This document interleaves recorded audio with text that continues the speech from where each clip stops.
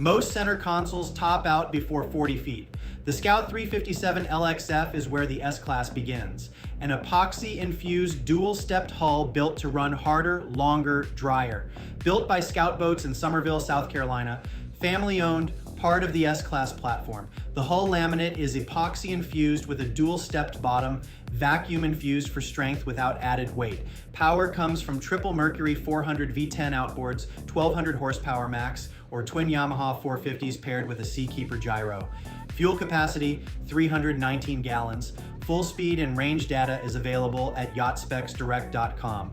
35 feet 3 inches overall, 10 feet 9 inch beam, draft around 24 inches, 22-degree dead rise, bridge clearance to the T-top 8 feet 5 inches, console headroom 6 feet 1 inch, 43-gallon fish boxes port and starboard, a 47-gallon cockpit baitwell, 3 heated captain's chairs at the helm with an aft-facing bench that converts to a prep table.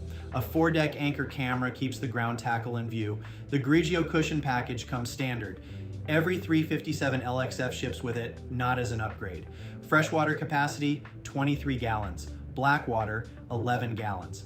3 captain's chairs anchor the helm station, all heated as standard equipment. Bottom line, the 357 LXF is the entry point to Scout's S-Class, a stepped hull platform built for serious offshore days, currently in production for the 2027 model year. For the full spec sheet and comparison data, visit yachtspecsdirect.com.